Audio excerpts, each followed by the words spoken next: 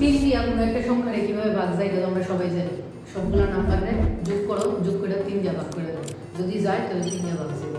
সেমভাবে আমরা জানি 9 দিয়েও কেমনে একটা সংখ্যারে ভাগ যায়, কেমনে যায়, সবগুলো নাম্বারে যোগ করো, যোগ করলে যদি 9 দিয়ে ভাগ যায় তাহলে ওই সংখ্যাটা কি হবো, 9 দিয়ে ডিভাইড হবে। বাট এরকম বড় বড় যদি থাকে ক্লাস করতে করতে অনেক টাইম দেবো। তো এটার আজকে আমরা একটা নতুন প্রসেসে শিখুন যে কোনো একটা সংখ্যা দেখে আমরা কেমনে বুঝবো ওই সংখ্যাটা 3 দিয়ে ভাগ যাবো নি বা 9 দিয়ে ভাগ যাবো। যেমন আজকে 9টা আমরা শিখতেছি, 3-এরটাও সেম প্রসেস, তোমরা বাড়িতে অ্যাপ্লাই করো। দেখো প্রথমত আমরা কি করব, কাট করে নেব। যেমন কিনা, যেমন দুইটা করে পেয়ার করবো, দুইটা মিললাম কি হইতেছে 9 হইতেছে।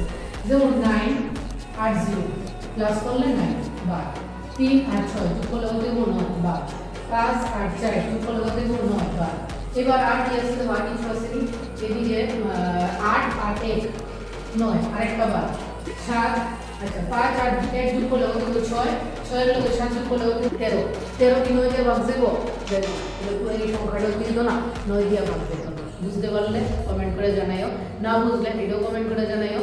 Thank you.